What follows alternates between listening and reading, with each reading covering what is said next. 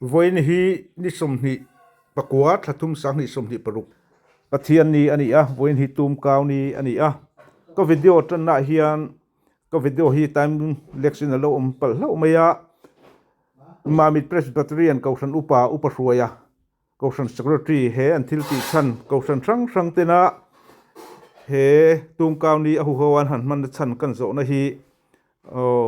a video alo fu lo dewa poi ka ti khop maya uparuai hian a chan te ron sei fi a tukina mamit khopui chunga ahu hawa lalisu Krista faka kongzo tu te hi BCM Emmanuel Marveng EKK mamit Marveng mamit Presbyterian kausan le Salvation Corps mamit te an ni a video alo fu tok lowa bultan na hian poi ka ti khop maya hei uparuaya thilom zia kan zo na te an soi te po hi a sound alo lo a poi ka ti tak zeta clear tu ten in lo sethiam don ania tin malamakal tele nung lamaron zui na chuan Hosanna, lai pa minga lo kan su faking omro se, ram lo khen tur, kan pa Davida ram su choi moing omro se, sung lung berak hian, Hosanna. Mamit achun ano ngai lo va ke ni pon kan la siat ngai lo Presbyterian Church of India mamit kausan tele BCM Emmanuel te Salvation Army mamit corp tele Isu Krista kausan marveng den la li su a choi moi na kum zo abu vin kan nei do na wen ayan ril ru le ti tak zetin pathian choi moi na kan hun le kan orol te kan mang do na ni hun rei ka mang lo wanga hetai hun a hian upalal tikan thu soina minit nga chhun vela neyanga chumi nuwa ta sak ho na kan neyanga la kan sak zo a aw soi tu ten min suayanga chan kon lampanin kan chhodon ni program chu hun nei tu ten kan sian vek to tha chuan tung trai na te pu ka mang lem lo wanga tu na upalal tika soi tu lo so mang leilung pian tera ta la ngai lo thil ro pui tak mai program dom tak mai kan han bang hi alo mum ka ti a hei hi alo chuan a chan ti te pen kan soi theyanga hei Presbyterian u naw lam te ma mit te thanem ngai na zara tiang hian helai buna ko ran sang te Presbyterian te Baptist te EKK te Salvation Army te tukina hian la li suwa lal ani na kan an au so le don ni he tum kau pathian ni a hian he hun hi a special ka ti a hiat deng tlak po ni ka sia a voi ni hi atop na mai po ni lo sela bultan na ang chau te po lani sau thei zen sela dom lein kan sia a khalai te kha a bultan nan kan han soi du a pathian thu ngai kha ang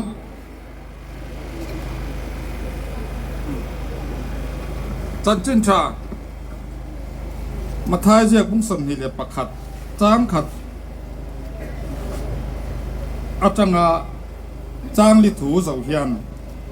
เยรูซาเล็มขวาอาเทนโดลิน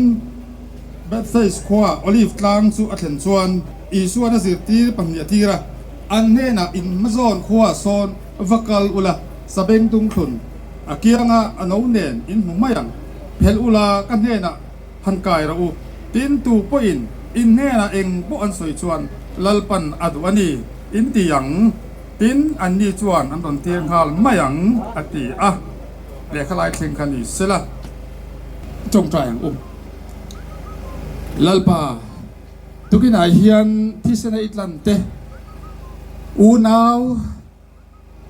เปียงมุนสูลขัดกวลตีพอินกันสวยเทียงอเมริกาสุนได้ตักเองก็มาฟังตะพอินกันเตียง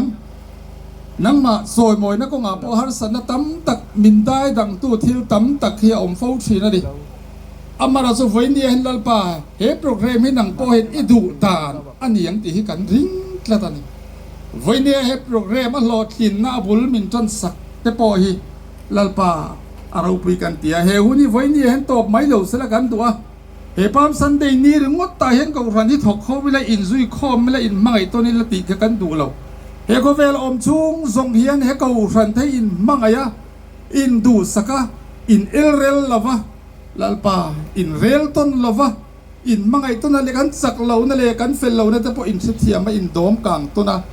unaw kan ni na te sia a lalpa nang marong kan pol na ko nga hian lungrual takle tin lung mun khat rel lung mun khat ngai to na mun khat bua irong hi kan bola nang bai kan soi moi zel theina tu rin imi thei tharau mun khatin voi ni na tharin min pol la tho na thatak den he ko vela hi ni rong kan bol ho zel theina tu rin voi ni hi abul tan nan nangin min man sakang che lalpa kan pathian hei voi ni a hian kan soi tak ang khan Jerusalem a lal ni na nga soi moi na an hlan ang champha kha voi ni ko ran hoten kan mang de do ra ni a voi ni a hian thu mai ni lavin ataka nang chu soi moi tu nun pui tu kan ni thau theina tu le voi ni han kan le le o ka te nangin mal min som sakla i rau pui na te i lal na te i thu nei zia te voi ni a hian thin lung taka kan out suwa pui theina tu rin i mi te kan relu le ngai tu na min bua sai thar sakang che kan hun te i rau pui nan kan nal pa isu Krista mangin he na kan di le amen lamaran zui de chuan Hosana lalpa minga lo kalsu fakin omro se ramlo kengtu kanpa tapdaram su choi mo in omro se sunu berakian Hosana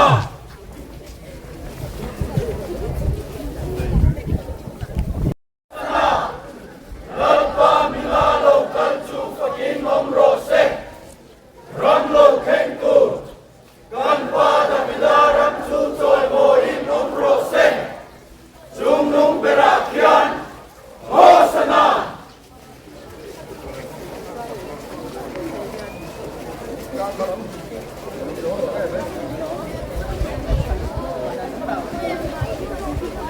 san dam kha e tama hian mai kha te hian thia lam kal lo ke se mai da kan a ho se se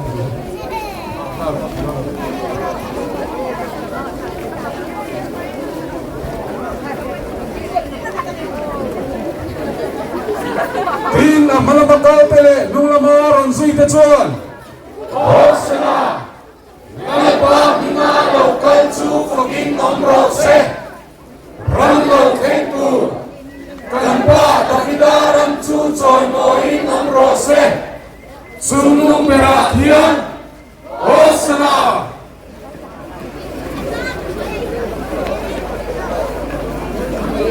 Thito paringin awango tin amala bakal tele nung lamaron sui te chuan Hosana lalpa minga lo kalsu fakin omro se ramlo kengtu kanpa tapdaram su choi mo in omro se sunu berakian Hosana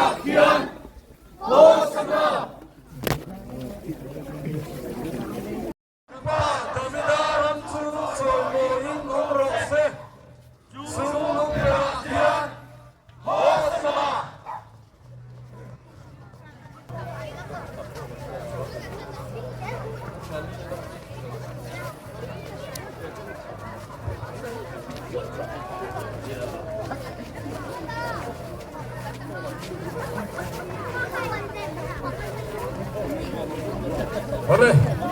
lipuiten. Lalbe rosetin kan lo chon non yo.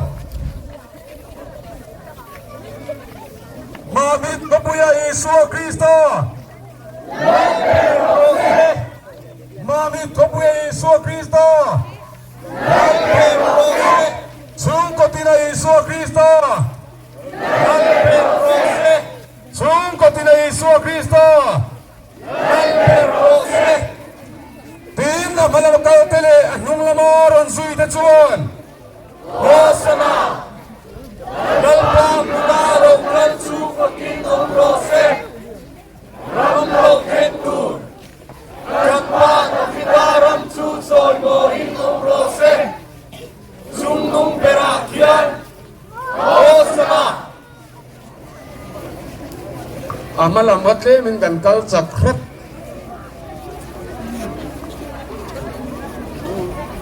nung lam tetle min lo ha khatang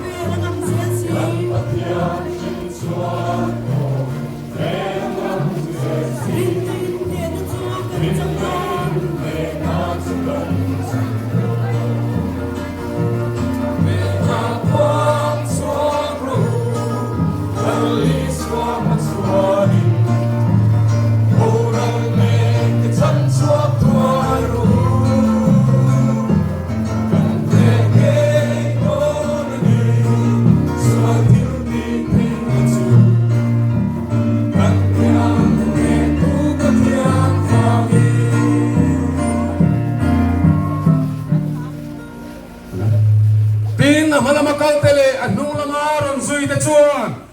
Hosanna lalpa minga lo kan chu fakin om ro se ram lo theng tu kan pa davidaram chu zoi moi om ro se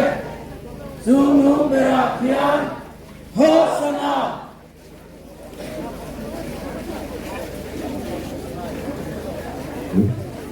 tin amalamakal tele anung lamaron zui te chuan Hosanna lalpa minga lo kan chu fakin om ro se ram lo theng tu kan pa davidaram chu zoi moi om ro se chung nu bera khian Hosanna kan la ang na to lang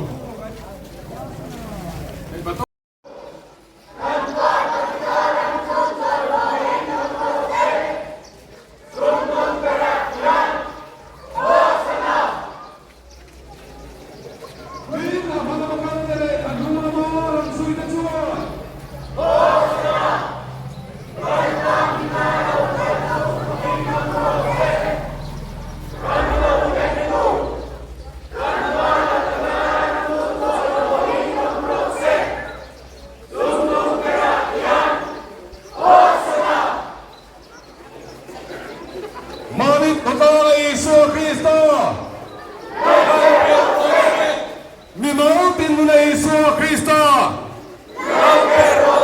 Sungkotin na Isu Kristo. Tin ang malamakaw tele anong lamaran suy na chuan.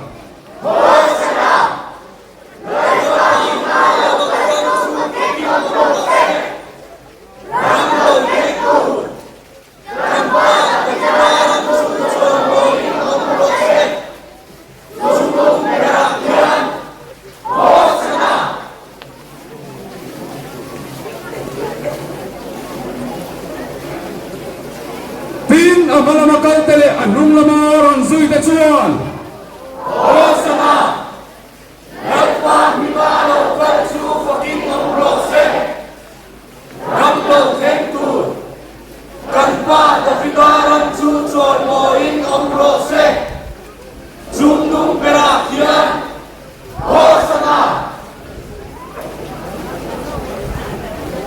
Mamit ko pa Isu Kristo. Mamit ko pa Isu Kristo. Mimautin mo na Isu Kristo. Sungkotin na Isu Kristo. Tin ang malamakaw tele anong lamaran suy na chuan.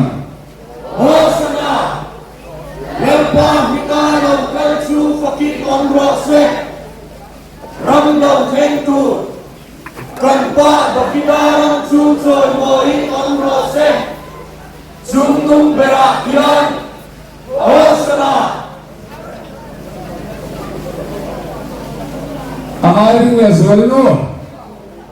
Tin ang malamakaw tele anong lamaran suy na chuan.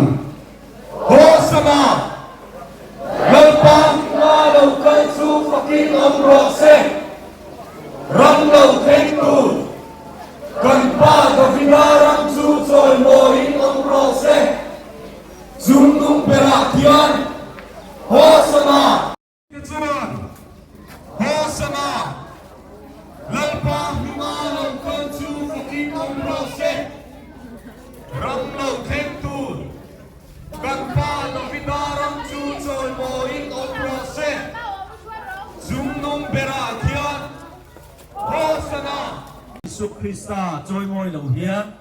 kan nun hian la Isu Krista joy moi na chu la Isu Krista apoina adu per kan rampoina mamo misin mimal tin ten poina kan mamo le kan ti tu ra ni ding hi voini he kan sia chiran apoi mo re in ka sia a engat nge kan rama sual na atam em engat nge Christian za in chal thin si hi kan nuna la Isu Krista mel alam thei lo kan ti chuan kan nun hian sa joy mo sila chu chuan mi te ring lo mi te thin lunga thu asoyanga chu kan rampoin a that puinga mimal tin te poin kan that pui nge yang ti hi ka ring tlat ani chu wa chuan voi ni tang chuanin kan nuna la Isu Krista joy mo zual deuh thi turin atharin in bo se thewo u ta kan soi thi tok ni ro se lalpan athu mal so mo se amen.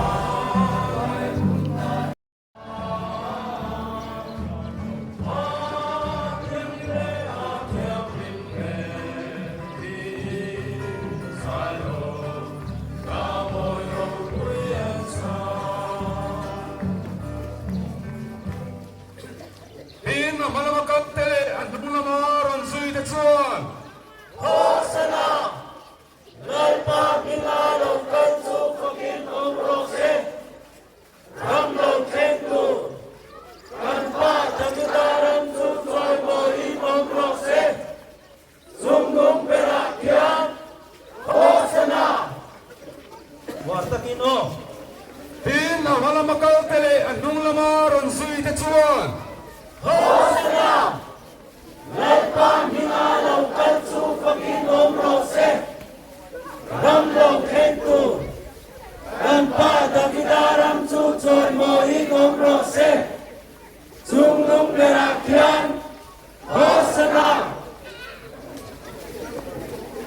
kota Isua Krista Lalbe Rose, mi mal tin mo na Isua Krista Lalbe Rose, chung katina Isua Krista Lalbe Rose, tin na malamakal tele anung lama ransui te chuan Hosanna, Lalpa Mingalo Kansu Fakin Om Rose, Ramlo Tentu, Kanpa Davidaram Chu Choi Mohin Om Rose, Zunum Berakian, Hosanna, tin na malamakal tele anung lama ransui te chuan Hosanna, Lalpa Mingalo Kansu Fakin Om Rose, Ramlo Tentu, Kanpa Davidaram Chu Choi Mohin Om Rose, Zunum Berakian, Hosanna, Mami kota Isua Krista Lalbe Rose, Mami kota Isua Krista Lalbe Rose, Lalbe Rose, chung katina Isua Krista Lalbe Rose, tin a malamakal tele anung lama ransui te chuan Hosanna, Lalpa Mingalo Kansu Fakin Om Rose, Ramlo Tenko, Kanpa Davidaram Chu Choi Mohin Om Rose, Zunglung Perakian, Hosanna, Kalung mansung dom dan pemerintahan jadi anilah bagian tu kecil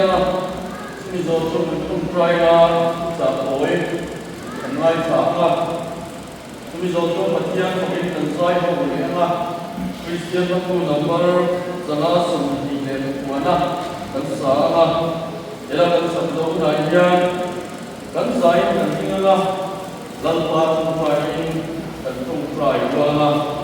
Chuan dan pun dan doktor tengah dan tengah dokter. Dia tu dia ni lomai satu. Korin kuah ni dia tu doktor le kakon. Tung lupa so boleh somhi. Ani le tersa tu semua bagian dia tu. Kalau dia inna ni dia orang ni le mari tak pun ni lawa mana le dosin. Wangin intaksa tuan patian joy moyu intaksa tuan patian joy moyu patian mah ini tongkrai pun Haleluya lalpa Winian kiroi tak inti sekabangin long tu hasilce tui lagi lalpa kong de inturualin Alin suah Krista coy moy kong so te kong ay tila inde na long tu kan suya kan mo sa dom tapi kong sam te dirong kan mo ho na te kan malaman kalpa ke te no zel sa pura alin kung kana turok kan kepe sa tuwatan mo ay pinmal so kung sakla Elayon kan mansuin nang kan singa rutsela Nidin tayilan pa imal so malay chatna ngin ay tuwan may pininche chawamche hegi kanal pa iso Krista min kanon dile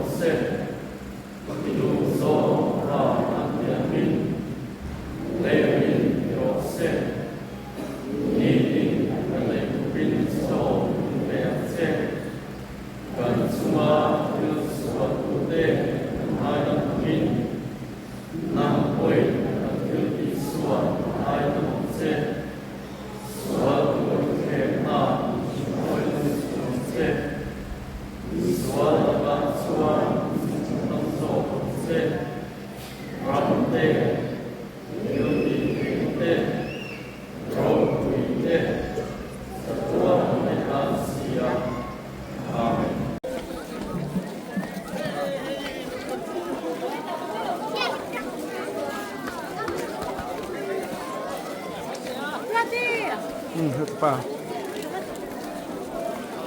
นี่กับตุ้มเก่าเล็ก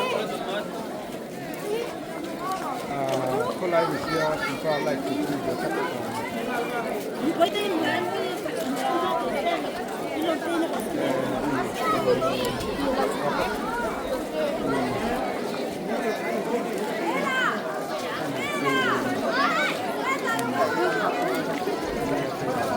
แล้วก็ชักนักก็ไล่ตุ้มกับที่ตุ้มเราpero no por tanto no le quedo un poco